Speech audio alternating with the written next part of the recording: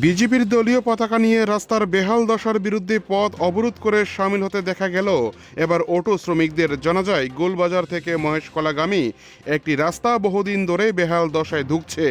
একাধিক দুর্ঘটনায় গুরুতরভাবে আহত হবার খবরও নেহাত কম নয়। কর্তৃপক্ষ সমস্তটা জেনেও চুপ। নেই সংস্কার, নেই সমস্যার সুরাহা।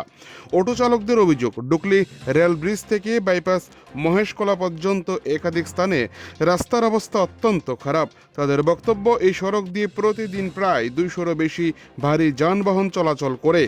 বড় গাড়ির চাপেই রাস্তার অবস্থা আরও খারাপ হয়ে পড়েছে, যার প্রভাব পড়ছে অটো চালকদের ওপর। তাই সোমবার সকাল থেকেই বিজেপি দলের পতাকা নিয়ে রাস্তা অবরোধ শুরু করেন তারা। পূর্ত দপ্তরের পক্ষ থেকে রাস্তা মেরামতের বিষয়ে সুনির্দিষ্ট আশ্বাস না পাওয়া পর্যন্ত এই অবরোধ চলবে বলে জানিয়েছেন আন্দোলনরত অটো চালকরা।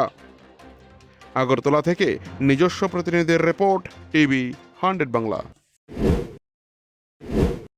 আমি মহেশকলা তো গুলবাজার গাড়ি চালাই।